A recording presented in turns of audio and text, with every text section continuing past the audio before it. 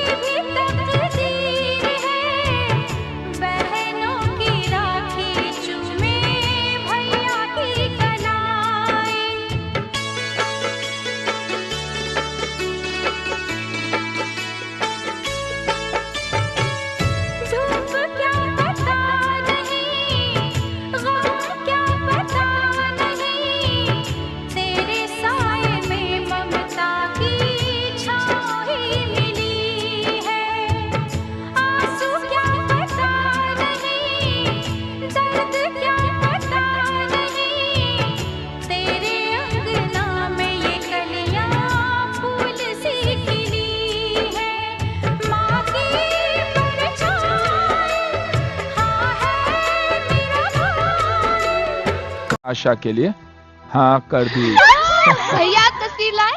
अरे तस्वीर लाना भूल गया, सॉरी। भैया दिखने में कैसे हैं? अगर श्री भगवान रामचंद्र जी खुद कलेक्टर बन के आए तो कैसे लगेंगे? बहुत अच्छे। बिल्कुल वैसे ही लगते हैं कलेक्टर साहब। भैया अरे हाँ, तुम सबके लिए नए कपड़े लाए। क्या हम इस खुशी में बाहर जाकर खाना खाएं? हाँ? हाँ? चलो जल्दी तैयार हो जाओ। Come on, come on, come on. कर सकती अगर मेरी जिंदगी में 2 बच्चों के बाप की बीवी बनना लिखा है तो मुझे मंजूर है। लेकिन मैं ये नहीं चाहती कि मेरी वजह से मेरी बहनों की जिंदगी तबाह हो।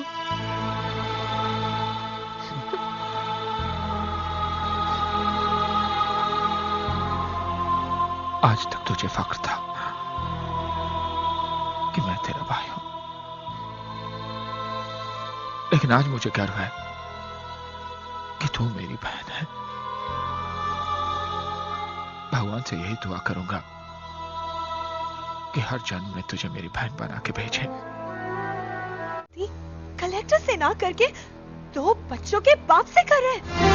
आपने तो कहा था कि अपनी बहन की शादी इतनी धूमधाम से करेंगे कि सारा शहर देखेगा। सारा शहर तो देखेगा भैया, लेकिन आशा दीदी की डोली नहीं, उनकी अर्थी उठते हुए देखेगा।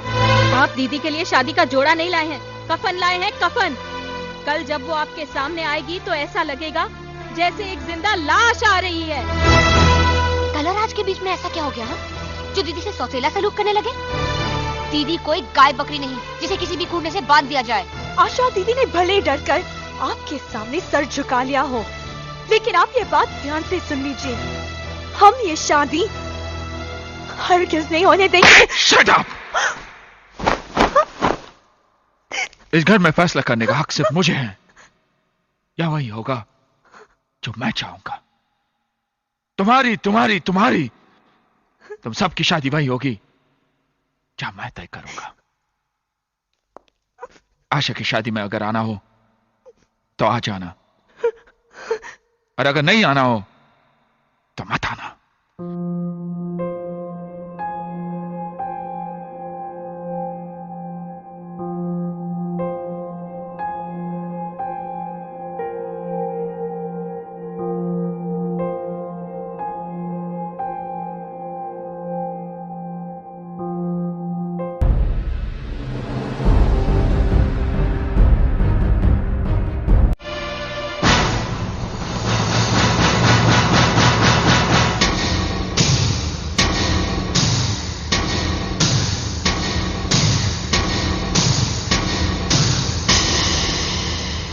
मैंने तो उससे कहा था ना करण कि एक दिन तेरी बहन से शादी करके रहूंगा।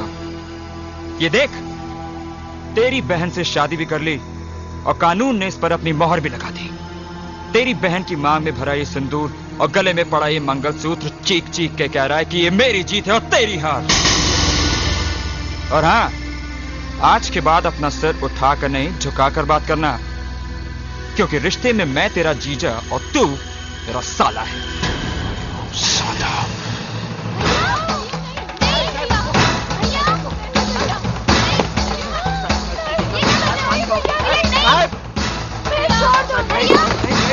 काट के रख दूंगा तुझे साले, धड़ से अलग कर दूंगा तेरे सर को। समझता क्या है तू अपने आप को? मिस्टर करण, राज मेरा पति है और इन तक पहुंचने के लिए तुम्हें मेरी लाश पर से गुजरना होगा। क्यों मार दोगे तुम इन्हें? क्या सिर्फ इसलिए कि उन्होंने मेरी मांग में अपने प्यार का सिंदूर भर दिया? क्या इसलिए कि उन्होंने प्यार किया तो निभाकर दिखाया? हाँ, तुम्हें इनकी जान लेने के बजाय इनके पैर छूने चाहिए। इन्होंने तुम्हारी बहन की जिंदगी संवार दी, वरना तुम तो मेरी मांग में सिंदूर के बजाय राख भर देते। भैया भैया कहते हैं, हमारी जबान कभी थकती नहीं थी। हमने तुम्हें अपना भाई नहीं, अपना भगवान समझा था, लेकिन तुमने तो ये साबित कर दिया कि तुम अपनी बहनों के लिए भगवान नहीं, शैतान हो शैतान।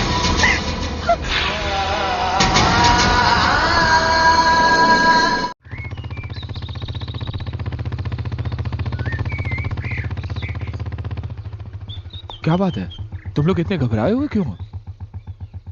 साहब, वो तीनों घर छोड़ के चली गई। कहाँ गई? सीमा दीदी के घर।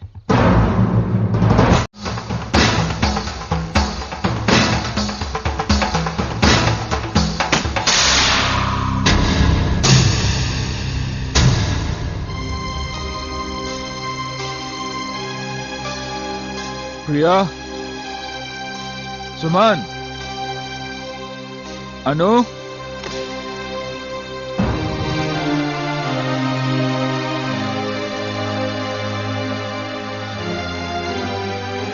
मैं जानता हूं तुम तीनों मुझसे बहुत नाराज हो। अपने भैया को माफ कर दो और घर चलो। चलो घर चलो बेटे, चलो। दीदी, भैया से कह दो कि अब हम उस घर में कभी नहीं जाएंगे। अनु, मैं उस चौखट पर खड़ा होकर तुम लोगों को बुलाने आया हूं जिस चौखट पर मैं थूकना भी पसंद नहीं करता। तो किसने बुलाया यहाँ पे? चले जाओ यहाँ से। ये अब यहाँ से कभी नहीं जाएंगे। मैं परायों से नहीं, अपनों से बात कर रहा हूं। मैं भी इनकी अपनी हूँ, बड़ी बहन हूँ। इंसान बड़ा कर्म से होता है, उम्र से नहीं। और तूने तो ऐसा कर्म किया है कि आज तक मुझे सर उठाने के काबिल नहीं रखा। तूने जो खुद किया इन्हें भी सिखाएगी, लेकिन मैं इनकी जिंदगी बर्बाद होने नहीं दूंगा। करण, हमने इन तीनों को यहां पे नहीं बुलाया। ये तीनों अपनी मर्जी से आए हैं और जाएंगे भी अपनी मर्जी से। मुझे जबरदस्ती करने पे मजबूर मत करो राज। अपने तेवर अपने पास रखो करण। ये मेरी चौखट है और यहां मेरी मर्जी चलेगी। निकल जाओ यहां से। चला जाऊंगा, लेकिन अगर शाम तक मेरी बहनें घर नहीं पहुंची तो अंजाम बहुत बुरा होगा। मेरी बहनों को मुझसे छीनने की कोशिश की, मैं तेरी सांसें छीन लूंगा। भूल जाऊंगा कि तू सीमा का पति है, मेरी बहन का सुहाग है।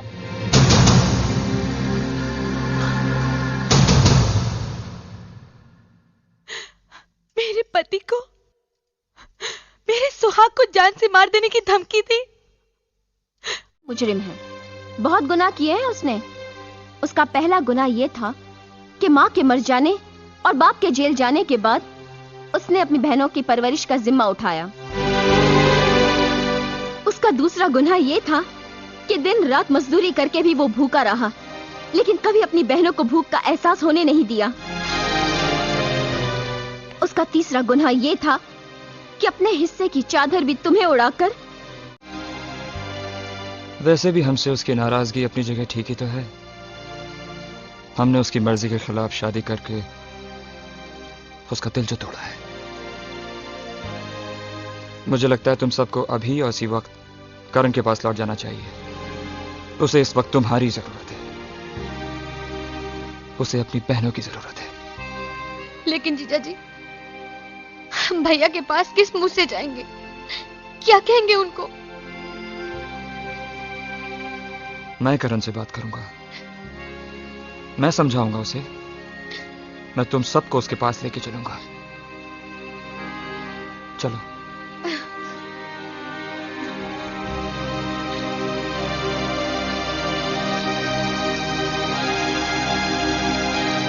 तुम साथ नहीं चलोगी सीमा? शादी के बाद लड़की को पहली बार लेने के लिए उसके मायके से कोई ना कोई आता है। लड़की खुद चलकर अपने मायके नहीं जाती। भैया से कहना मुझे अपने ससुराल से ले जाए, मैं उनका इंतजार करूंगी। करण, करण। अग्गा भाई, तुम लोग वापस आ गए। परी। सीधा भाई, करण कहाँ पर है? साहब तो घर ही नहीं, सुबह से परेशान थे, अभी तक आए नहीं साहब। कहाँ गया होगा? मला माहित नहीं, पर आपको तो मालूम ही होगा, साहब जब भी परेशान होते किधर जाते। हाँ ठीक है।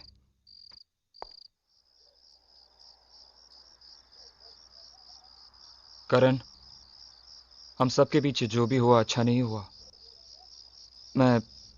मैं तुमसे माफी मांगने आया हूं।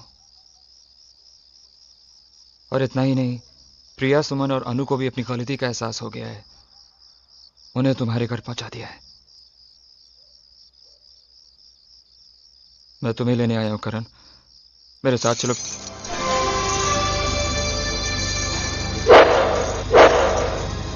करण, मैं तो तुमसे सिर्फ माफी।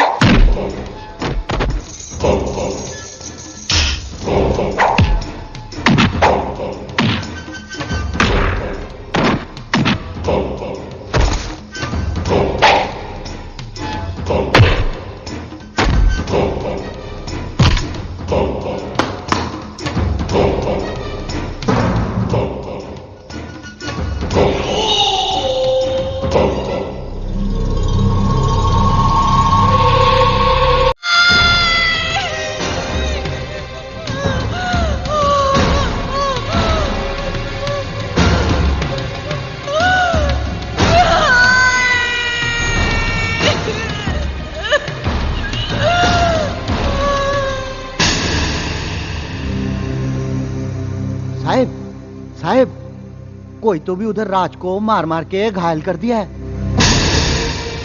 राज को मारा? बहुत मारा साहब। अनारोप तुम्हारे पे लगा रहे थे, बोलते तुम ही उसको मारा।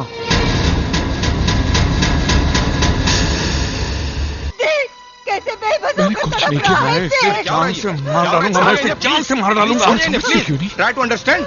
अरे समझने की कोशिश कीजिए, ये हॉस्पिटल है। अजीब बात है, ये आप लोग नहीं समझेंगे तो और कौन समझेगा? कैसे बेबस मैंने कुछ नहीं किया है। जान से मार डालूंगा, मैं इसे जान से मार डालूंगा। क्यों नहीं? Try to understand. अरे समझने की कोशिश कीजिए, ये हॉस्पिटल है। अजीब बात है, ये आप लोग नहीं समझेंगे तो और कौन समझेगा? मत। भर गया दिल, निकाल ली दुश्मनी, या और भी कुछ बाकी है? सीमा, मेरा भरोसा करो, मैंने राज को नहीं मारा।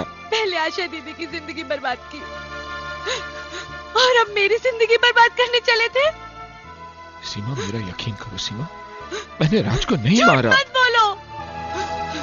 अरे हथियार तो तुमने उसी दिन उठा लिया था जिस दिन हमने शादी की थी, और आखिर तुमने वो हथियार चला ही दिया। अरे राज तो तुमसे माफी मांगने आए थे और तुमने उनके साथ ये सलूक किया।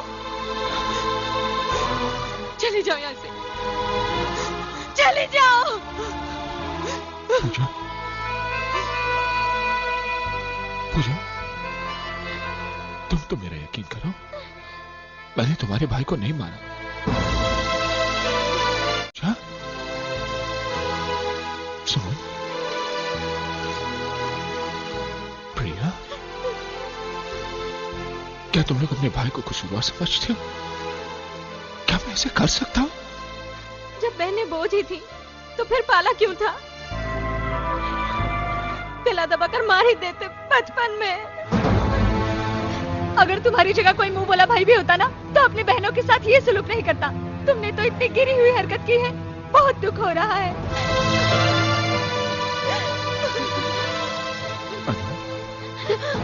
नहीं, पास मत आओ। अब तो तुमसे डर लगने लगा है।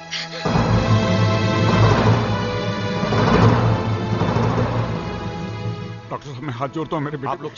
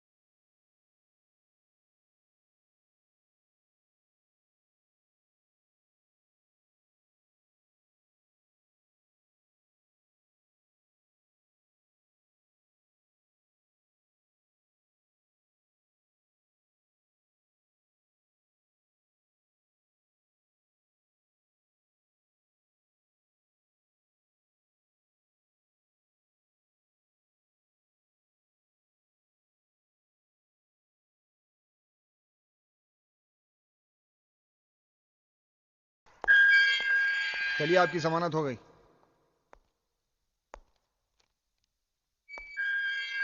आप यहां साइन कीजिए।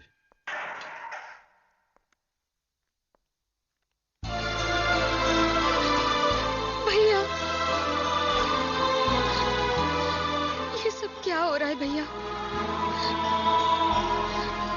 जल्दी चलो भैया, पिताजी की तबीयत बहुत खराब है। उनके पास कुछ ही सांसें बाकी हैं।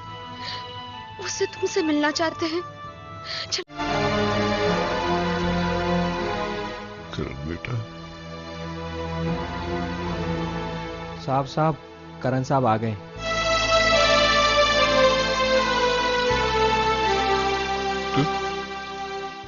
तू आ गया मेरे बेटे। इससे पहले कि मौत मुझे अपने गले लगा ले, एक बार मेरे गले से लग जा बेटा, एक बार मेरे गले से लग जा। क्या करूं? मैं जानता हूं तेरे दिल में मेरे लिए अभी तक नफरत भरी हुई है और खत्म नहीं हुई, मगर बेटा मैं तेरी मां की मौत का जिम्मेदार नहीं हूं। वरना मैंने अपने सेठ का कत्ल किया, मुझे फंसाया गया बेटा। तेरे सर की कसम, तेरी स्वर्गीय मां की कसम,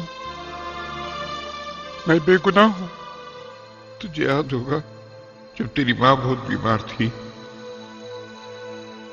डॉक्टर ने 2 दिन में ऑपरेशन करने को कहा। मुझ गरीब के पास इतना पैसा नहीं था कि मैं तेरी मां का ऑपरेशन करवाता। मैं मदद मांगने के लिए अपने मालिक का नहीं समझा इसको। ये पैसा लो। नहीं, अपनी पत्नी का इलाज करो, मेरी बात सुनो, इसी में तुम्हारी भलाई है। जाओ जाओ, अरे मगर मैं देखता हूँ, मैं कह रहा हूँ ना, जाओ तुम जाओ। अरे जाओ, मगर मैं सब संभालूंगा। जाओ जाओ। मुनीम जी। हाँ, तुम्हें मुंह मांगा पैसा मिलेगा। तुम कितने अच्छे और काबिल वकील हो, यह साबित करने का वक्त अब आया है। दवा लेकर जैसे मैं घर की तरफ बढ़ा तो पुलिस ने मुझे गिरफ्तार कर लिया, शांतिलाल और उसकी पत्नी के कत्ल के जुर्म में। पुलिस लॉकअप में वर्मा ने मुझे यकीन दिलाया कि वो मुझे बेगुनाह साबित कर देगा, लेकिन अदालत में वर्मा ने मुकदमा मेरे खिलाफ लड़ा। शांतिलाल की पत्नी के साथ मेरे नाजायज ताल्लुकात बताए, उसने मुझे कातिल साबित कर दिया।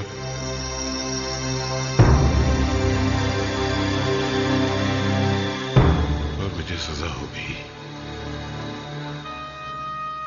तेरी मां ये सदमा बर्दाश्त न कर सकी, वो इस दुनिया से चली गई। जेल से छूटने के बाद मैंने बहुत बार कोशिश की कि तुझको सच्चाई बताकर अपने दिल की भड़ास, अपने दिल का गम निकाल सकूं, मगर जिंदगी ने कभी मौका ही नहीं दिया। अगर मुझे पता होता कि मेरी मौत मेरे बेटे को करीब ला सकती है तो मैंने कब कब मौत को गले लगा लिया होता। ऐसा मत कहिए पिताजी, ऐसा मत कहिए। एक बार भी बोल। ऐसा मत कहिए पिताजी। मेरा जीवन सफल हो गया। और ये एक शब्द सुनने के लिए तो मैं जिंदा था। पहले जिंदगी का कोई मकसद ही नहीं था, मेरी जिंदगी का मकसद हल हो गया। अब मुझे तकदीर से कोई शिकायत नहीं है। मगर बेटा, एक नसीहत देकर जा रहा हूं तुझे। इस बाप का एक कर्ज तेरे दामन में डाल रहा हूं। अपने दुश्मनों को कभी छोड़ना मत, उनको दबाओ, बर्बाद कर देना, मिटाकर खाक कर देना उनको। दोबारा उनको कभी हमारे हंसते खेलते परिवार में आग लगाने का मौका न मिले। पता कर बेटा, पता कर, पता कर। उनको मिटा देना उनको।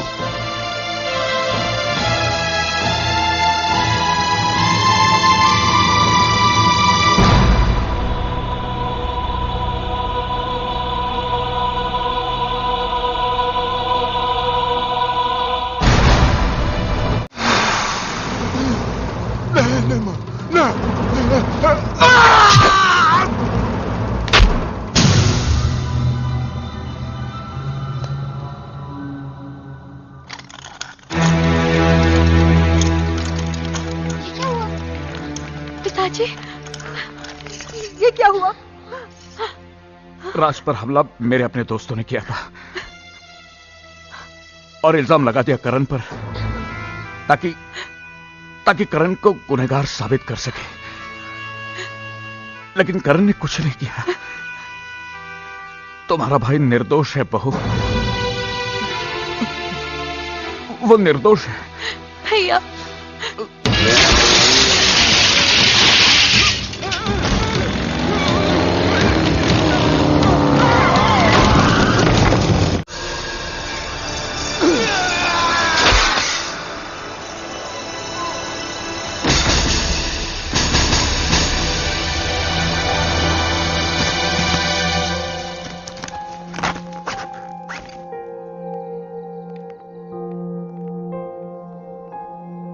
करण,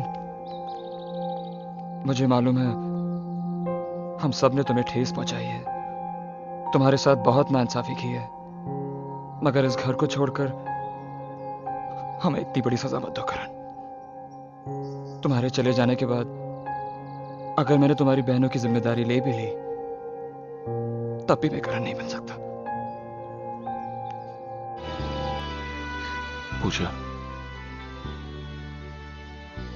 पूछो, जब मैं एक अच्छा भाई साबित नहीं हो सका तो एक अच्छा पति कैसे बन सकता हूं? अपने लिए एक अच्छा सा लड़का ढूंढ लो और शादी कर लो। भैया,